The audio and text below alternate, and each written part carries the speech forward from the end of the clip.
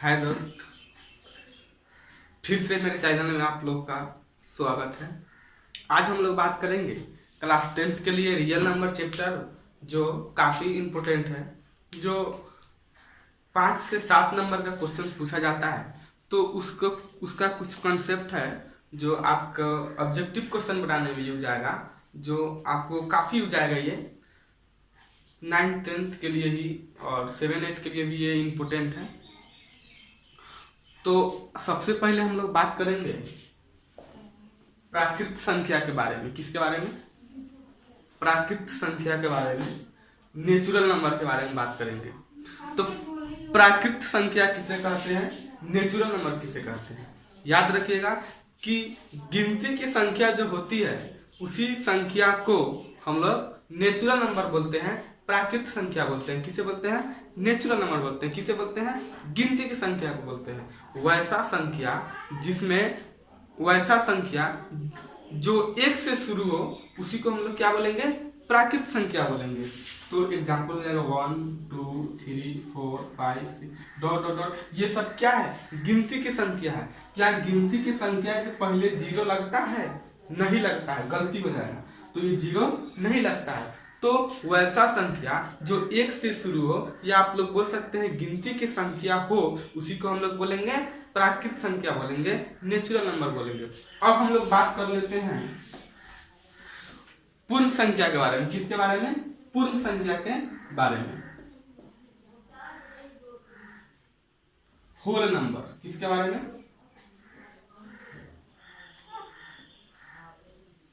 Whole number के बारे में बात कर लेते हैं। तो ये भी बहुत आसान है। इसको किस तरह बोलेंगे? तो वैसा संख्या, क्या? वैसा संख्या जिसमें, वैसा संख्या जो 1 से शुरू हो और उसके पहले शून्य लग जाए। क्या लग जाए? शून्य लग जाए। उसी को हम लोग क्या बोलेंगे? पूर्ण संख्या बोलेंगे। या आप लोग इस तरह से बोल सकते हैं कि गिनती की संख्या के पहले अगर शून्य लगा दिया जाए उसी को हम लोग क्या बोलते हैं?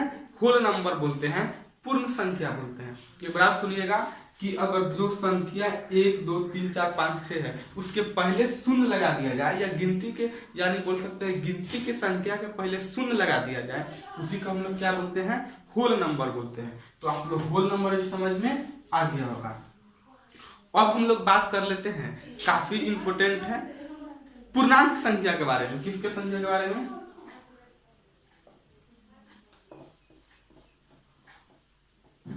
पूर्णांक संख्या के बारे में बात। तो पूर्णांक संख्या किसे कहते हैं? तो आप लोग याद रखिए कि पूर्णांक 3 प्रकार के होते हैं। एक होते हैं धनात्मक पूर्णांक, धन पूर्णांक, एक होते हैं ऋण पूर्णांक, और एक होते हैं शून्य पूर्णांक, जीरो पूर्णांक होते हैं। तो पूर्णांक को आप लोग बोल सकते हैं कि एक धन पूर्णांक होता है जो ये प्लस वाला है, एक ऋण पूर्णांक होता है जो माइनस वाला है, और एक शून्य पूर्णांक होता है। यानी कि जो माइनस में हो या प्लस में हो या जीरो हो, सब क्या है? पूर्णांक है। तो हम लोग किसके बारे में बात कर लिए? पूर्णांक संख्या के बारे में। कोई पूछे पूर्णांक क्या है, तो ऋणात्मक भी हो सकता है, वो धनात्मक भी हो सकता है, और वो शून्य भी हो सकता है। उसी को हम लोग पूर्णांक संख्या, इंटीजर नंबर कहते हैं। अब हम लोग बात कर लेंगे, काफी इंपोर्टेंट है, किसके बारे में बात करेंगे? सम संख्या की बात करेंगे, इवन नंबर के बारे में बात करेंगे। तो इवन नंबर क्या होता है, सम संख्या क्या होता है? तो इसका डिफिनीशन है कि वैसा संख्या, क्या? वैसा संख्या जिसमें जिसमें 2 से पूरी भाग लग जाए, उसी को हम लोग क्या बोलते हैं? इवन नंबर बोलते हैं। क्या बोलते हैं? इवन नंबर बोलते हैं। तो वैसा संख्या जिसमें 2 से पूरी भाग लग जाए, उसी को हम लोग क्या बोलते हैं? इवन नंबर बोलते हैं, सम संख्या बोलते हैं। एग्जाम्पल इसका क्या होगा, देख लीजिएगा। एग्जाम्पल ये क्या है? 8 है। कोई पूछे कि ये सम संख्या है कि नहीं है, तो हम लोग इसमें कितना से भाग देकर देखेंगे? 2 से भाग देखेंगे। तो 2 से ये कितना बार में कट जाएगा? 4 बार में। क्या इसका शेषफल कुछ बचा? नहीं बचा, ये पूरा कट किया। तो इसी को हम लोग क्या बोलते हैं? सम संख्या। वैसा संख्या जिसमें 2 से पूरा भाग लग जाए, उसी को हम लोग क्या बोलते हैं? सम संख्या बोलते हैं, इवन नंबर बोलते हैं। अब हम लोग बात करते हैं ओड नंबर के बारे में। किसके बारे में? ओड नंबर के बारे में, विषम संख्या के बारे में। किसके बारे में बात करेंगे? विषम संख्या। तो विषम संख्या किसे कहते हैं? वैसा संख्या जिसमें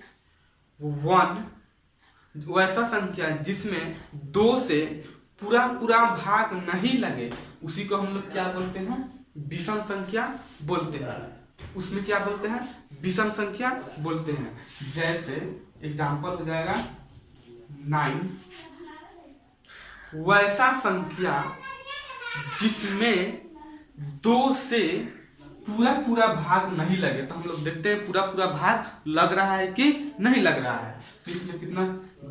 2 से 2 चौका 8। क्या इसमें इसका शेषफल कुछ बचा? क्या बचा? 1 बचा। क्या ये पूरा भाग लगा?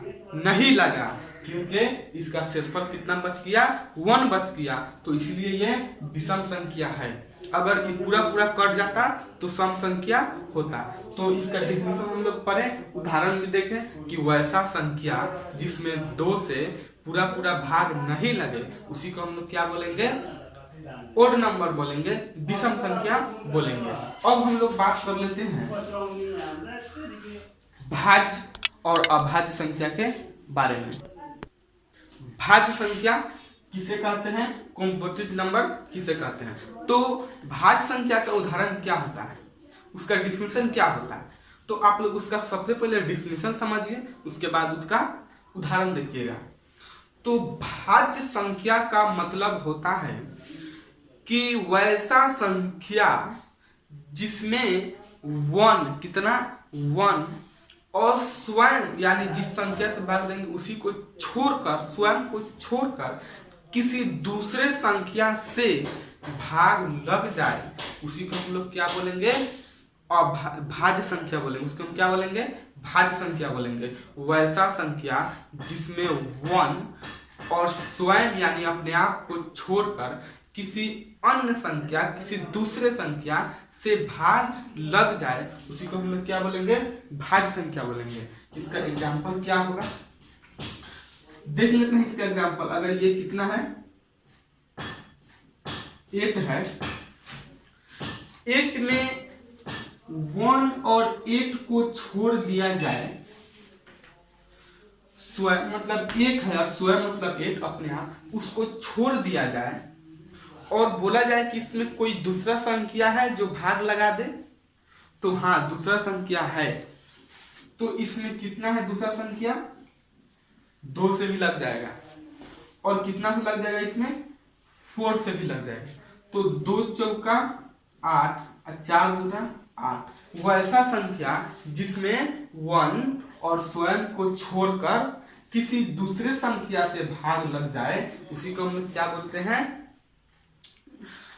भाज्य संख्या बोलते हैं। इसका बहुत ही इंपोर्टेंट एग्जांपल आप लोग देखे हैं। एक और एग्जांपल देख लेते हैं इसका।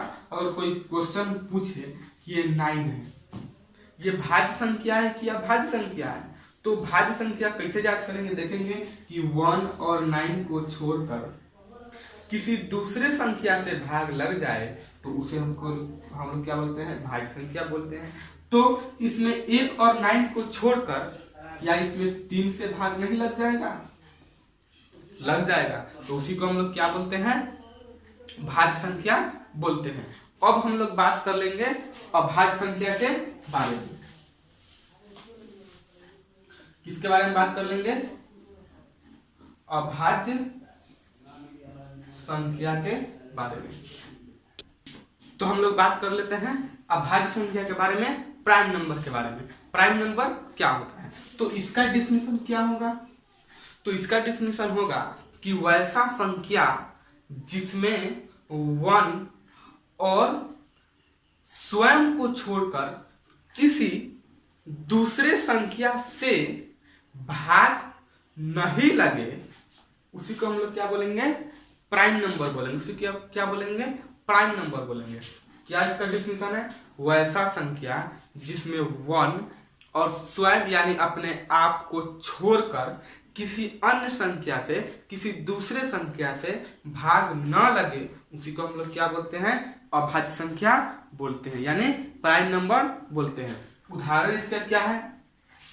तो उदाहरण का हम लोग जब बात करें तो मान लेते हैं ये कितना है? 13 है। तो 13 में क्या 1 और 13 को छोड़कर किसी दूसरे संख्या से भाग लगने वाला है? देखिए, नहीं लगेगा। कभी भी लगेगा या तो इसमें 1 से भाग लगेगा या तो इसमें 13 से भाग लगेगा। 1 और 13 को छोड़कर कोई ऐसा संख्या नहीं है जो इसमें भाग लगाते। तो इसमें भाग देंगे तो 13, इसमें भाग देंगे तब कट के 1। तो वैसा संख्या जिसमें 1 और स्वयं को छोड़कर किसी अन्य संख्या से भाग न लगे, उसी को हम लोग क्या बोलते हैं? अभाज्य संख्या बोलते हैं। उसमें क्या था? लग जाए, और इसमें क्या है? नहीं लगे, तो इसको हम क्या बोलते हैं? अभाज्य संख्या बोलेंगे। एक बार इसका डिफिनेशन देखिएगा। वैसा संख्या जिसमें 1 और स्वयं को छोड़कर किसी दूसरे संख्या से भाग नहीं लगे, उसी को हम लोग क्या बोलेंगे? अभाज्य संख्या बोलेंगे। एक और एग्जांपल देख लेते हैं। अगर इसमें कोई क्वेश्चन पूछे कि ये 23 है, क्या इसमें 1 और 23 को छोड़कर किसी दूसरे संख्या से भाग लगेगा? कोई ऐसा संख्या नहीं है जो इसमें भाग लगा दे, तो ये भी क्या है? अभाज्य संख्या है। एक और बात याद रखिएगा कि आपको 2017 में एक क्वेश्चन पूछा हुआ था कि सबसे छोटी अभाज्य संख्या कौन है? तो आप लोग याद रखिएगा 2 है। क्या है? 2 है। कैसे? लगातार जब 5 अभाज्य संख्या की बात करें तो 2, 3, 5, 7, 8, 6, 8 नहीं होगा, 9 नहीं होगा, 10 नहीं होगा, 11 होगा। ये सब क्या है? लगातार 5 अभाज्य संख्या है। तो आपको बहुत अच्छा से ही समझ में आया होगा। तो अगले वीडियो में हम लोग बात करेंगे कि परिमेय संख्या क्या होता है, अपरिमेय संख्या क्या होता है, शांत क्या होता है, अशांत क्या होता है, दशमलव से परिमेय रूप में किस तरह बदलते हैं, परिमेय से दशमलव रूप में किस तरह बदलते हैं। तो इसमें आप लोग इसके बाद वाला वीडियो भी देखिएगा जो काफी इंपॉर्टेंट होगा। आज के लिए इतना ही है। अगर अच्छा लगा हो तो इसको शेयर कीजिए, लाइक कीजिए और सब्सक्राइब कीजिए, क्योंकि आप लोग अगर अंत तक देखे होंगे तो जरूर कुछ ना कुछ आपको सीखने को मिलेगा। तो आप अंत तक वीडियो मेरे देखने के लिए धन्यवाद, और इसको शेयर जरूर कीजिए, लाइक जरूर कीजिए और सब्सक्राइब भी कीजिए। तो आज के लिए इतना ही। Thank you, welcome. फिर मिलते हैं अगले वीडियो में। आप लोग अगले वीडियो देखना मत भूलिएगा, क्योंकि वो काफी इंपॉर्टेंट होने वाला है। उसी से ऑब्जेक्टिव क्वेश्चन पूछा जाता है। इसमें मैथ का सब सॉल्यूशन मिलेगा, तो आप लोग पूरा जरूर देखिएगा। Thank you, welcome.